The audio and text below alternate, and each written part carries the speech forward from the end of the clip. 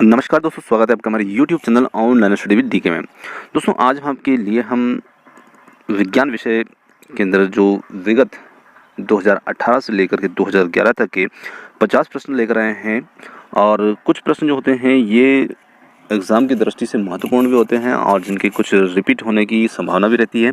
इसी के साथ साथ यदि आप सीटेट का एग्ज़ाम फर्स्ट टाइम देने जा रहे हैं तो इससे आपको ये भी पता लग सकता है कि किस प्रकार के प्रश्न जो हैं ये साइंस और मैथ्स जो वाले स्टूडेंट होते हैं उनके विषय में उनके एग्ज़ाम में पूछे जाते हैं। तो यहाँ पर हमने इसके अंदर सिर्फ विज्ञान के ही प्रश्न लिए हैं और मैथ्स के प्रश्नों का वीडियो हम अलग से बनाएंगे ताकि वीडियो हमारा ज़्यादा लंबा ना हो।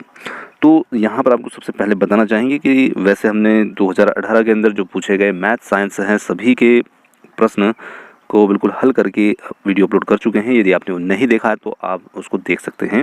फिर भी यहाँ पर हमने कुछ प्रश्न 4-5 प्रश्न जो हैं 5 प्रश्न के समथिंग यहाँ पर इस वीडियो में भी हमने शामिल किए हैं। अब ये जो है सबसे फर्स्ट में 2018 के क्वेश्चन हैं और ये पेपर से हमने लिए हैं।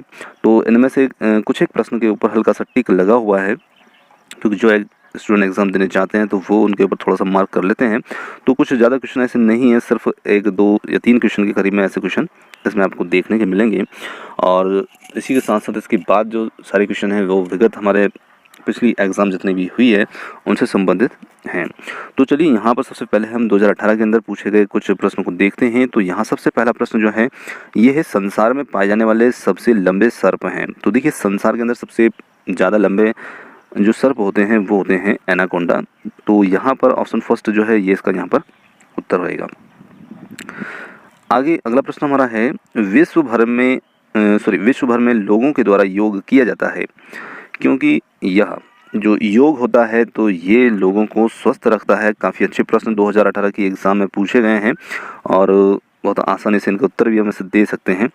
इसी के साथ साथ यहाँ पर अगला प्रश्न जो रहा है वो रहा था चेचक के टीके का आविष्कार किसने किया है। तो ये क्वेश्चन भी काफ़ी सरल था और आप भी इसका उत्तर आसानी से लगा सकते हैं। तो चेचक के टीके का जो आविष्कार है वो किया था एडवर्ड जेनर ने। चलिए अगला प्रश्न है निम्नलिखित में से किसका उपयोग एक परिरक्षक के रूप में किया जाता है। तो देखिए परिरक्षक जिन्हें हम प्रिजर्वेटिव भी कहते हैं और प्रिजर्वेटिव या परिरक्षक जो होते हैं ये खाद्य पदार्थों को लंबे समय तक सुरक्षित बनाए रखते हैं, इनको खाने योग्य बनाए रखते हैं। तो यहाँ पर जो नमक होता है वो भी आता है और शक्कर होती है वो भी प्रिजर्वेटिव के अंदर आती है। तो यहाँ पर कुछ प्रिजर्वेटिव और भी दे दिए हैं जैसे सोडियम बेंजोएट है तो ये भी एक प्रिजर्वेटिव है और यहाँ पर सोडियम क्लोराइड भी दे दिया है, पर हम थोड़ा सा इसको ज़्यादा महत्व देंगे सोडियम बेंजोएट को। चलिए आगे जो है अगला प्रश्न है हमारा ईस्ट का उपयोग रक्तस्थान के उत्पादन में किया जाता है। तो ईस्ट का उपयोग जो है ये अल्कोहल के निर्माण में किया जाता है। काफ़ी सरल प्रश्न है। चलिए अगला प्रश्न देखते हैं माइटोकॉन्ड्रिया जिस प्रकार एटीपी से संबंधित है तो उसी प्रकार से हमें राइबोसोम को देखना है कि राइबोसोम किससे संबंधित होगा। तो काफ़ी अच्छा प्रश्न है, सरल सा है। वैसे आप भी इसका उत्तर बता सकते हैं, बिल्कुल सरल सा है। देखिए माइटोकॉन्ड्रिया जो है उसमें एटीपी का उत्पादन होता है तो राइबोसोम जो होता है वो किसका उत्पादन या किसका संश्लेषण करता है तो वो करता है प्रोटीन का। ऑप्शन सेकेंड है ये हमारा उत्तर है। दोस्तों ये कुछ प्रश्न हमने 2018 के लिए थे। अब हम देखते हैं विगत पिछले वर्षों के प्रश्न। अगला क्वेश्चन है हमारा सल्फर, एल्यूमिनियम और लौह की गलनांक डिग्री सेंटीग्रेड में क्रमशः 113 डिग्री, 666 डिग्री और 1535 डिग्री सेंटीग्रेड है। तो निम्नलिखित में से कौन सा एक सही है। तो देखिए यहाँ पर हमें इनको देखना है और इनके जो गलनांक हैं वो क्रम से दिए हैं। यहाँ सल्फर का 113 है, एल्यूमिनियम का 666 है और लोहे का आयरन का गलनांक जो है वो 1535 है। तो देखिए यहाँ पर हमें निम्नलिखित में से कौन सा एक सही है। तो यहाँ फर्स्ट को देखते हैं Fe 200 डिग्री सेंटीग्रेड ताप पर ठोस है। तो ये तो यहाँ पर सही है, परंतु और भी आगे हम पढ़ते हैं इसको थोड़ा सा। एल्यूमिनियम तथा Fe 200 डिग्री सेंटीग्रेड ताप पर ठोस हैं। तो देखिए इस पहले वाले कथन के अंदर सिर्फ क्या है लोहे की ही बात की गई है, तो पूरी बात यहाँ पर स्पष्ट नहीं हो रही है क्योंकि इसमें एल्यूमिनियम के बारे में कोई बात नहीं की गई है। और यहाँ सेकेंड के अंदर देखते हैं तो इसमें तीनों की ही बातें शामिल हो जा रही है क्योंकि एल्यूमिनियम और Fe जो है वो 200 डिग्री सेंटीग्रेड ताप पर ठोस है क्योंकि दोनों के गलनांक जो है वो 200 से अधिक हैं। इसी के साथ साथ 200 से कम है यहाँ पर सल्फर का, तो सल्फर जो है वो ठोस स्थिति में नहीं रहेगा। तो ऑप्शन सेकंड यहाँ पर सही हो जाएगा। थर्ड को भी देख लेते हैं। यहाँ पर Fe, सल्फर और एल्यूमिनियम 200 डिग्री सेंटीग्रेड ताप पर ठोस हैं। तो देखिए सल्फर इस ताप पर ठोस नहीं रहेगा क्योंकि उसका गलनांक जो है वो 113 डिग्री है। और फोर्थ वाला जो है वो तो वैसे ही गलत है क्योंकि सल्फर 200 डिग्री सेंटीग्रेड ताप पर ठोस है, तो ये भी गलत हो गया। तो यहाँ पर सबसे सटीक उत्तर जो रहेगा वो हमारा ऑप्शन सेकंड रहेगा। इसमें एल्यूमिनियम और Fe दोनों की बात हो जाती है और साथ में जो है वो सल्फर नहीं दिया तो हम समझ सकते हैं क्योंकि वो उस ताप पर यहाँ पर द्रव अवस्था में आ जाएगा। चलिए अगला प्रश्न देखते हैं। अगला प्रश्न है यहाँ पर कोई छात्र मैग्नीशियम रिबन का वायु में दहन करता है। देखिए मैग्नीशियम है, मैग्नीशियम के रिबन को वायु में दहन करेगा तो मतलब मैग्नीशियम की वायु से क्रिया होगी तो वहाँ पर मैग्नीशियम ऑक्साइड बनेगा और फिर बची हुई राख को, तो मैग्नीशियम ऑक्साइड जो राख बचेगी उसको आसू जल में घोलेगा, तो उसे जब वो पानी के अंदर घोलेगा तो मैग्नीशियम ऑक्साइड जल के साथ घुल करके मैग्नीशियम हाइड्रोक्साइड बनाएगा जो कि एक क्षारीय घोल बनेगा। और फिर इस विलयन की एक बूंद क्रमशः पहले नीले लिटमस पर और फिर लाल लिटमस पर डालने पर वो प्रेक्षण करेगा कि, तो जब वो वहाँ पर प्रेक्षण करेगा तो क्या होगा कि वो एक क्षारीय घोल यहाँ पर बन जाएगा और वो वहाँ पर नीला लिटमस नीला ही रहेगा जबकि लाल लिटमस नीला हो जाएगा। तो ऑप्शन फोर्थ जो रहेगा ये हमारा यहाँ पर सही उत्तर हो जाएगा। चलिए अगला प्रश्न देखते हैं। अगला प्रश्न है दिए गए कथनों को पढ़िए और सही विकल्प को चुनिए। तो यहाँ पर कथन देखिए, भारी अनाजों से भूसा औसाई द्वारा अलग किया जाता है और इसी के साथ साथ विभिन्न आकार के कणों के मिश्रण को चालन व निश्चिंद प्रक्रिया के द्वारा अलग किया जाता है। तो अब यहाँ पर हमें देखना है कि कौन सा कथन सही है, कौन सा गलत है, या दोनों सही है या दोनों गलत हैं, इस प्रकार से हमें देखना है। तो देखिए भारी अनाजों से भूसा औसाई के द्वारा अलग किया जाता है तो ये सही है और विभिन्न आकार के कणों के मिश्रण को चालन, मतलब जिसे हम चालना कहते हैं, प्रक्रिया के द्वारा भी अलग किया जाता है, तो ये भी यहाँ पर सही है। तो यहाँ पर दोनों ही कथन जो हैं ए और बी दोनों ही कथन सत्य हैं, तो ऑप्शन थर्ड जो रहेगा ये हमारा यहाँ पर उत्तर बन जाएगा। चलिए अगला देखते हैं। यहाँ पर अगला प्रश्न है हमारा, सल्फर का गलनांक सल्फर का गलनांक 113 डिग्री सेंटीग्रेड है और इसका क्वथनांक 445 डिग्री सेंटीग्रेड है। तो निम्न में से कौन सा कथन असत्य है। अब यहाँ पर हमें इस प्रकार असत्य कथन को पहचानना है, तो यहाँ पर चारों को पढ़ना थोड़ा सा ज़रूरी है। तो देखिए 90 डिग्री सेंटीग्रेड पर सल्फर ठोस है, तो ये सही है क्योंकि उसका गलनांक तो 113 डिग्री है। फिर 400 डिग्री सेंटीग्रेड पर सल्फर द्रव है, तो यहाँ पर 400 डिग्री सेंटीग्रेड पर सल्फर द्रव है क्योंकि गलनांक उसका 113 है तो वो वहाँ पर गल जाएगा, तो ये भी सही हुआ। अब देखते हैं 450 डिग्री सेंटीग्रेड पर सल्फर द्रव है, तो ये कथन यहाँ पर गलत है क्योंकि गलनांक अलग होता है और क्वथनांक अलग होता है। तो क्वथनांक पर कोई भी द्रव जो होता है वो वाष्प अवस्था में आने लगता है, गैसीय अवस्था में आने लगता है, तो 450 डिग्री पर सल्फर जो है वो गैसीय अवस्था या वाष्प अवस्था में आने लग जाएगा, तो इसलिए इस अवस्था में वो द्रव नहीं कहा जा सकता है। तो ऑप्शन थर्ड यहाँ पर हमारा उत्तर रहेगा। अब फोर्थ वाले को देखते हैं। तो 20 डिग्री सेंटीग्रेड पर सल्फर ठोस है, तो ये भी सही है। तो यहाँ पर हमें असत्य कथन को पहचानना था, तो ऑप्शन थर्ड यहाँ पर इसका उत्तर हो जाएगा। चलिए अगला प्रश्न देखते हैं। अगला प्रश्न जो है वो है हमारा, जब मोमबत्ती जलती है तो इसका आकार घटता है, यह मोम का पिघलना है, और सी है यहाँ पर लपटें एमकालिक प्रदर्शित होती है, और डी है पिघली हुई मोम ठोस हो जाती है, और उपरोक्त प्रेक्षणों में से निम्न में से कौन सा एक सही है। तो देखिए यहाँ पर अब विकल्प को देख करके हमें उत्तर का अंदाज़ा लगाना है, तो यहाँ पर हम विकल्प को देखते हैं। तो चलिए विकल्प इसके जो हैं ये है हमारे ऑप्शन ए, भौतिक परिवर्तन है। अब ऑप्शन ए जो था उसमें था कि इसका आकार घटता है, और अन्य रासायनिक परिवर्तन है। तो देखिए ये भौतिक परिवर्तन तो है परंतु और भी अन्य भी भौतिक परिवर्तन हैं। सी सेकेंड ऑप्शन को देखते हैं, सी रासायनिक परिवर्तन है और अन्य भौतिक परिवर्तन है। जी बिल्कुल सही, यहाँ पर सी वाला ऑप्शन जो था जिसमें लिखा था लपटें एमकालिक प्रदर्शित होती है, तो जलना हो रहा है और साथ में कालिक में परिवर्तन हो रहा है, तो ये एक रासायनिक परिवर्तन है। और अन्य तीनों जो थे, मोम का पिघलना, आकार घटना और पिघली मोम ठोस हो जाती है, तो ये तीनों भौतिक परिवर्तन हैं। तो यहाँ पर ऑप्शन सेकेंड हमारा उत्तर हो जाएगा। चलिए अगला देखते हैं। अगला प्रश्न है हमारा, निम्न खाने योग्य पादपों पर ध्यान दें। अब ये खाने योग्य पादप हैं जैसे केला, बैंगन, भिंडी, कद्दू। अब निम्न में से वह पादप युग्म का चयन कीजिए जिसके 2 या 2 से अधिक भाग खाने योग्य हों। तो देखिए यहाँ पर हम केला होता है तो केले का भीतरी भाग जो होता है जिसे हम उसका मांसल भाग कहते हैं वही हम खाते हैं। बैंगन है तो बैंगन में भी वही खाते हैं पर उसके मांसल भाग के साथ साथ उसमें उसके बीज भी होते हैं। भिंडी है, भिंडी में भी सेम वैसे बैंगन जैसा ही है, और कद्दू जो है उसके बीज हम अलग कर देते हैं। तो यहाँ पर हमारा जो पादप युग्म रहेगा वो रहेगा बी और सी। तो बी और सी के लिए यहाँ पर ऑप्शन सेकंड दिया है, तो ऑप्शन सेकंड जो है ये हमारा उत्तर हो जाएगा, क्योंकि इनमें इनके मांसल भाग के साथ साथ बीज को भी खाया जाता है। तो बहुत ही अच्छा प्रश्न था। चलिए अगला प्रश्न देखते हैं। अगला प्रश्न है हमारा, कोशिकाओं से संबंधित पदों पर विचार कीजिए। और यहाँ पर फर्स्ट दिया है क्रोमोसोम्स, जिसे हम गुणसूत्र कहते हैं। सेकंड बी है यहाँ पर जीन, और सी है ये न्यूक्लियस कैद्रिका, और डी है राइबोसोम। इनमें से किसी कोशिका के केंद्रक के भाग हैं। तो देखिए यहाँ पर हमें सिर्फ केंद्रक के भाग जो हैं उनको देखना है। तो केंद्रक के भाग जो हैं क्रोमोसोम, जीन, न्यूक्लियस, ये केंद्र के भाग होते हैं। और राइबोसोम जो होता है ये कोशिका द्रव्य में होता है और होता कोशिकांग ही है, परंतु केंद्रक से हट करके होता है। तो इसलिए यहाँ पर जो केंद्र के भाग हैं उन्हें हमें देखना है। तो यहाँ पर हमारा जो उत्तर रहेगा वो रहेगा third, A B C. Option third हमारा उत्तर हो जाएगा। चलिए बहुत ही अच्छा प्रश्न था। अगला प्रश्न है हमारा, खाने वाले भागों के स्तंभ 1 और स्तंभ 2 से मिलान कीजिए। तो देखिए यहाँ स्तंभ 1 और स्तंभ 2 का हमें मिलान करना है। तो हम मिलान पहले यहीं पर कर लेते हैं स्तंभ के अंदर। जैसे मूल का मतलब होता है यहाँ पर जड़, तो गाजर एक जड़ है, तो गाजर को हम मूल से मिला देंगे। इसी के साथ साथ अगला है तना, तो तना, गन्ना जो है ये तना है, और बीज जो है वो मूंगफली है, और फल यहाँ सेब है। तो देखिए हमने ए वाले को 4 से मिलाया है, और बी वाले को जो है थर्ड से मिलाया है, और सी वाले को फर्स्ट से मिलाया है, और डी वाला जो है वो हमने सेकंड से मिलाया, 2 से मिलाया। तो यहाँ पर ऑप्शन थर्ड जो है ये हमारा उत्तर हो जाएगा, जिसमें ABCD का जो आंसर रहेगा वो यहाँ नीचे दे रखा है।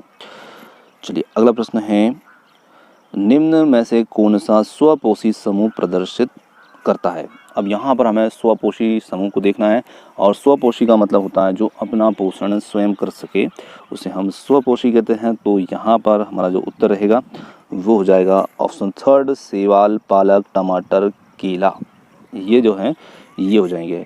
और बाकी अन्य के अंदर देखते हैं तो इन सभी के अंदर कुछ ना कुछ एक पादप समूह जो है या एक पादप जो है वो परपोषी दिया हुआ है। तो इसलिए हमें ध्यानपूर्वक ऐसे प्रश्नों को देखना है, और उनमें से सभी पादप के बारे में हमें थोड़ी बहुत जानकारी यहाँ पर होना चाहिए। तो देखिए अन्य के अंदर जैसे एक दिया है कसकूटा, जो है कुसकुटा, तो ये अमरवेल होता है, तो ये एक विषमपोषी या परपोषी हो जाता है। इसके अंदर ईस्ट दिया है, तो ये परपोषी होते हैं। इसी के साथ साथ मशरूम दिया है, तो ये एक मृत्युपजीवी भी होता है। तो इस प्रकार से हमें इनको यहाँ पर देखना है। तो सही उत्तर हमारा रहेगा ऑप्शन थर्ड जो रहेगा, जिसमें शैवाल, पालक, टमाटर और केला रहेंगे।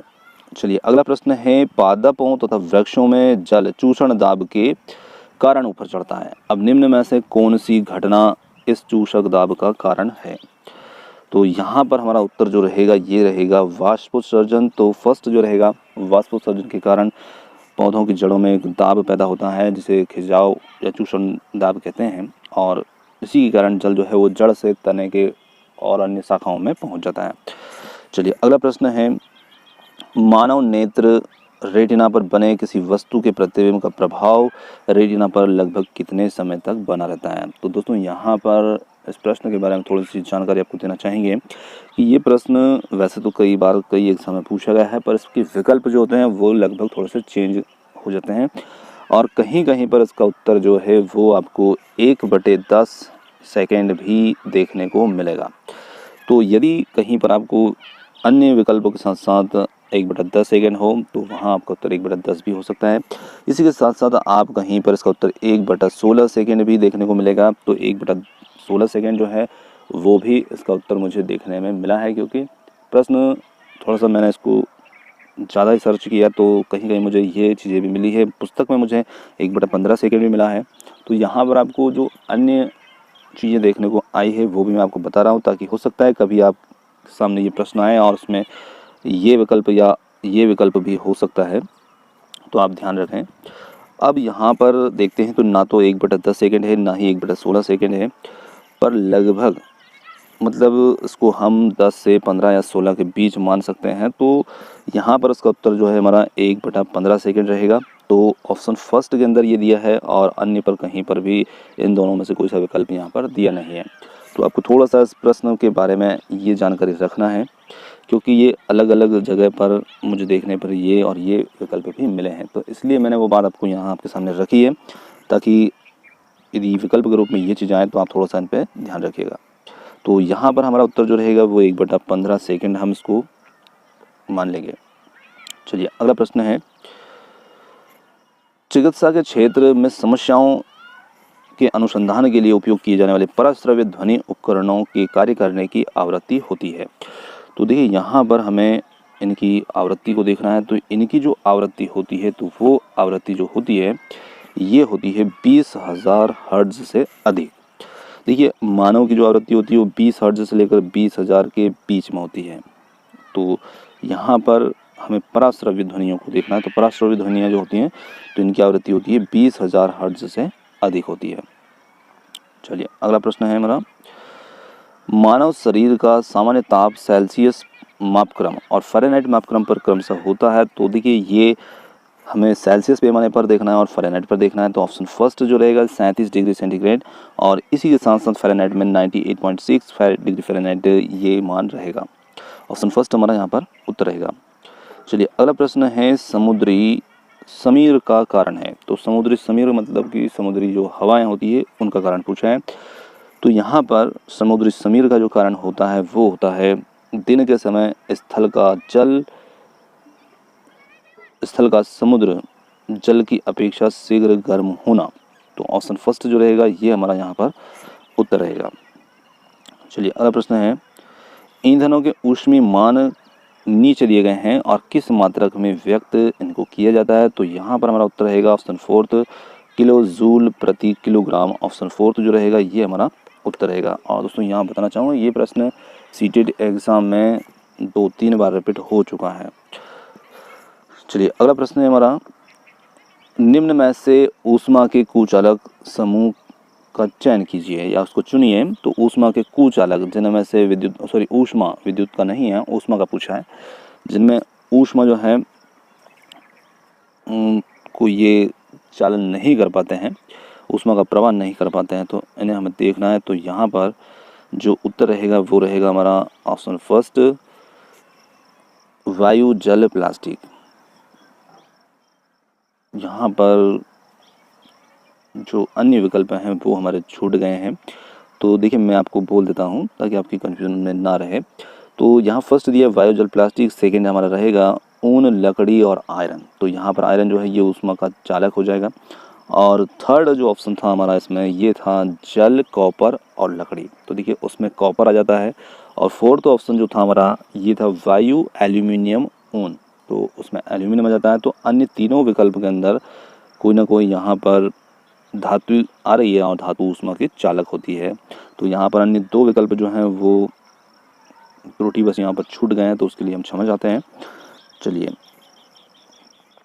अगला प्रश्न है हमारा, विशेषी क्षेत्रीय स्पीशीज के विषय में नीचे दिए गए कथनों में से कौन सा कथन सत्य है। तो देखिए यहाँ पर हमें कथनों को देखना है और कौन सा कथन यहाँ पर सत्य है। तो सबसे फर्स्ट में दिया है, अपने आवास के नष्ट होने पर इन पर कोई प्रभाव नहीं होता है। तो देखिए यहाँ विशेषीकृत स्पीशीज मतलब एक विशेष क्षेत्र में पाई जाने वाली जाति के बारे में बात हो रही है, जो जीवों की जाति होती है। तो यहाँ पर सेकंड दिया है, ये केवल चिड़ियाघरों में, वनस्पति उद्यानों में पाई जाती है, ये केवल विशिष्ट आवास में ही पाई जाती है और विशेष क्षेत्रीय स्पीशीज कभी भी संकटापन्न नहीं हो सकती है। तो देखिए यहाँ पर विशेष क्षेत्रीय स्पीशीज मतलब विशेष क्षेत्र में पाई जाने वाली जाति या प्रजाति की बात हो रही है। तो यहाँ ऑप्शन थर्ड जो रहेगा ये केवल विशिष्ट आवास में ही पाई जाती है। ऑप्शन थर्ड जो रहेगा ये हमारा यहाँ पर उत्तर रहेगा।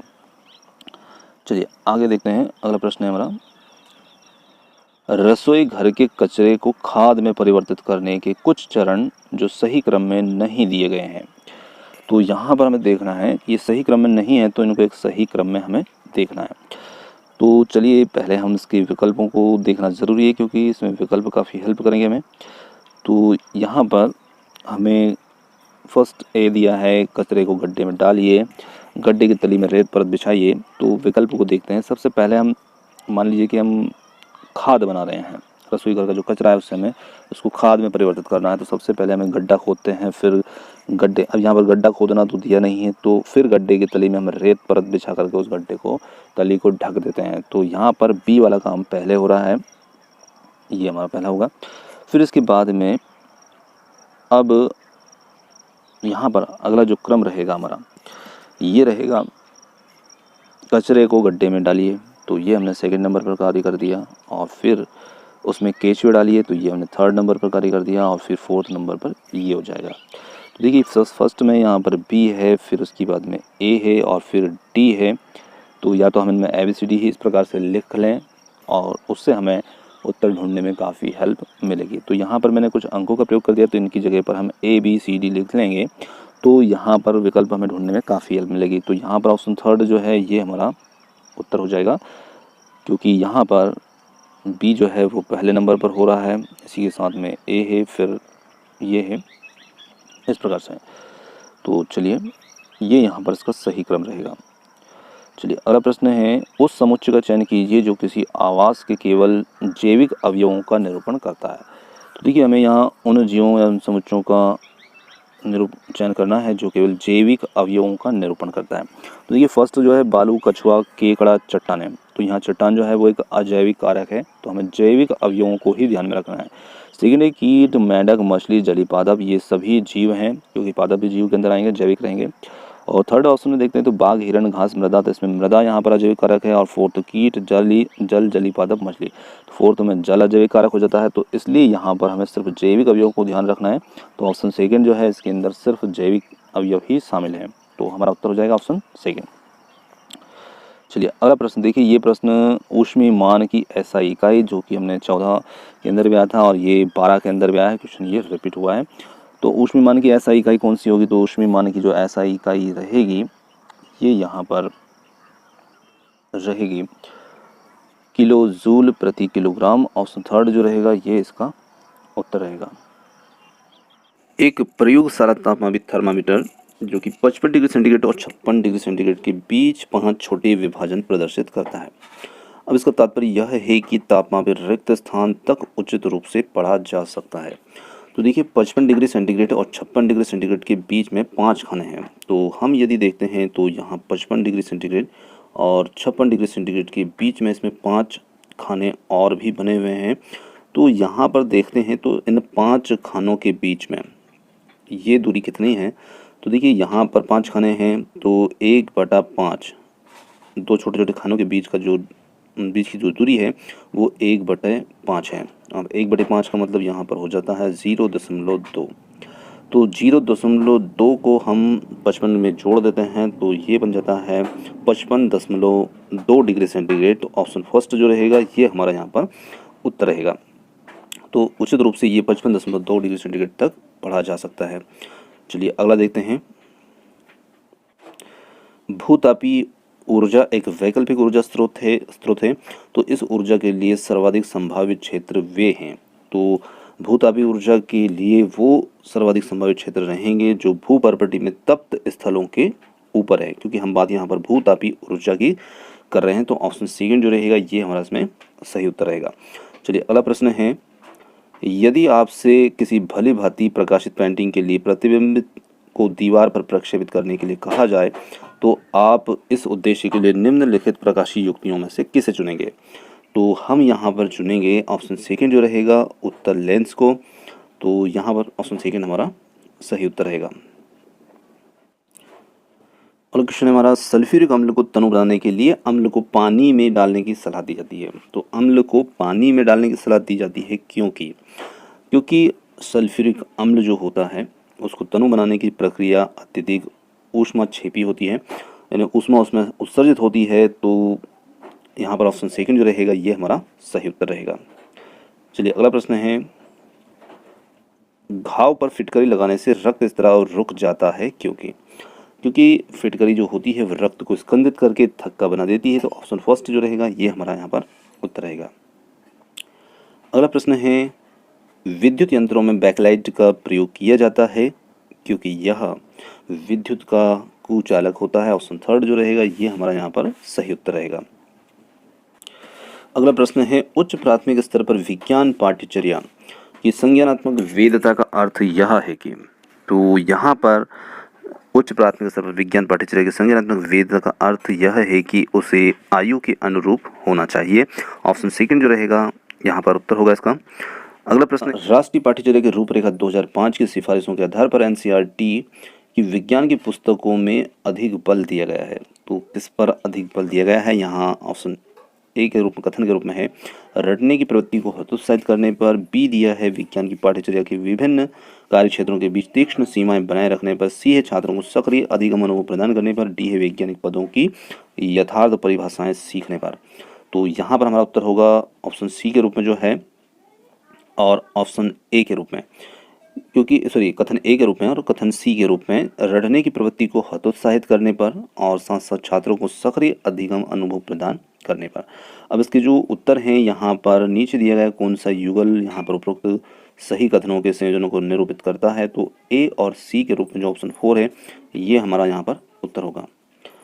अगला प्रश्न है उच्च प्राथमिक स्तर पर विज्ञान सीखने का नीचे दिया गया कौन सा उद्देश्य वांछनीय उद्देश्य नहीं है? तो देखिए यहाँ पर जो वांछनीय उद्देश्य नहीं है उसे हमें देखना है। तो यहाँ पर प्रतियोगी परीक्षाओं में अच्छा प्रदर्शन करना ये वांछनीय उद्देश्य नहीं है। तो ऑप्शन सेकंड जो रहेगा ये हमारा यहाँ पर उत्तर होगा। चलिए अगला प्रश्न है निम्न में से कौन सी उच्च प्राथमिक स्तर पर विज्ञान सीखने सिखाने की मुख्य अपेक्षा है? तो यहाँ पर जो अपेक्षा रहेगी वो रहेगी प्रश्न और जांच पड़ताल कौशलों का अर्जन करना। तो ऑप्शन फर्स्ट जो रहेगा ये हमारा यहाँ पर उत्तर रहेगा। चलिए अगला प्रश्न है राष्ट्रीय पाठ्यचर्या की रूपरेखा 2005 की यह अनुशंसा है कि उच्च प्राथमिक स्तर पर विज्ञान शिक्षा को रिक्त स्थान पर बल देना चाहिए। तो यहाँ पर इसके जो विकल्प हैं, चारों विकल्प इस प्रकार से दिए हैं। तो इसमें सबसे पहला विकल्प जो दिया है कक्षी अधिगम को विद्यालय के बाहर की दुनिया के साथ जोड़ने में शिक्षार्थियों की मदद करने में बल देना चाहिए। तो ऑप्शन फर्स्ट ही यहाँ पर हमारा इसका सही उत्तर रहेगा। अगला प्रश्न है हमारा मानव का अंगूठा बाकी अंगुलियों की अपेक्षा अधिक स्वतंत्रता से गति करता है क्योंकि इसमें उपस्थित होती है। तो इसमें उपस्थित होती है यहाँ पर ऑप्शन थर्ड जो है सेडल संधि जो है ये इसमें उपस्थित होती है। चलिए अगला प्रश्न है हार्मोन्स एड्रेनालिन। तो हार्मोन्स एड्रेनालिन जो होता है जब कोई बहुत गुस्से में होता है या चिंतित होता है तो तनाव के स्तर के समायोजन में शरीर की सहायता करता है और इस हार्मोन्स को संकटकालीन हार्मोन्स के नाम से भी जाना जाता है। तो चलिए अगला प्रश्न देखते हैं। अगला प्रश्न है हमारा शर्करा को अल्कोहल में परिवर्तित करने की प्रक्रिया रक्त स्थान के नाम से जानी जाती है। काफ़ी सरल क्वेश्चन है, तो इसे हम किण्वन के नाम से भी जानते हैं। तो ऑप्शन फोर्थ यहाँ पर हमारा इसका उत्तर हो जाएगा। अगला प्रश्न है हमारा प्रतिजैविक रक्त स्थान के उपचार में प्रभावी है। तो देखिए प्रतिजैविक जो रहेगा यहाँ पर ऑप्शन फोर्थ हैजा के उपचार में प्रभावी है। चलिए अगला प्रश्न है मलेरिया का कारण है। तो मलेरिया का कारण क्या होता है? तो मलेरिया का कारण होगा यहाँ पर प्रोटोजोन। ऑप्शन फर्स्ट जो है ये इसका यहाँ पर सही उत्तर रहेगा।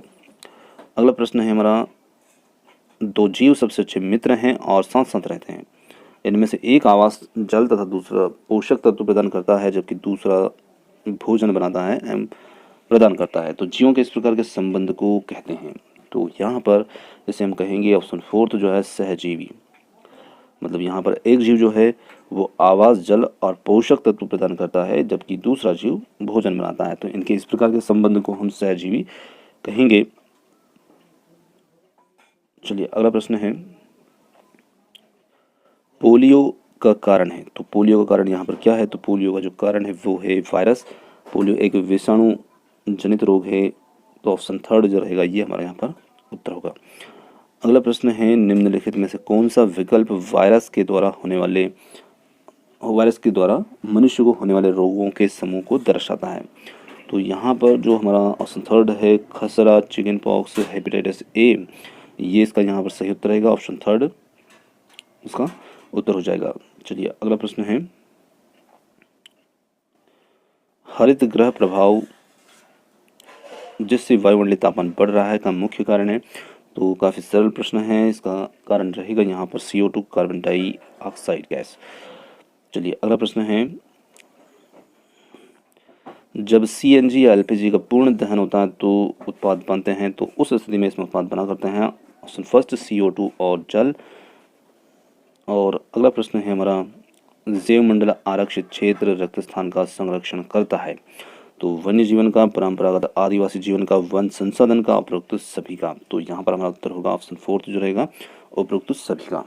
तो दोस्तों ये थे हमारे सीटेट 2018 से लेकर के 2011 तक के 50 अति महत्वपूर्ण प्रश्न। और इन प्रश्नों की पूरी संभावना तो नहीं होती है रिपीट होने की, पर कुछ संभावनाएं जरूर होती है, क्योंकि कुछ बहुत सारे क्वेश्चन ऐसे होते हैं जो रिपीट हो जाते हैं। और हमारा यहाँ पर आपको बताने का उद्देश्य जो था, प्रश्नों को आप देखें, अपने अनुमान से टेस्ट करें अपने आप को कि किस प्रकार के प्रश्न जो हैं ये यहाँ पर आते हैं और कितने प्रश्न का उत्तर आप दे पाएँ। तो वीडियो यदि आपको पसंद आया हो तो वीडियो को लाइक करना, चैनल को सब्सक्राइब करना ना भूलें, और कमेंट्स करके ज़रूर बताइएगा कि कैसा लगा वीडियो को। और आप हमारे साथ इतने समय तक जुड़े रहे उसके लिए बहुत बहुत धन्यवाद। थैंक यू सो मच, और मिलते हैं जल्दी ही।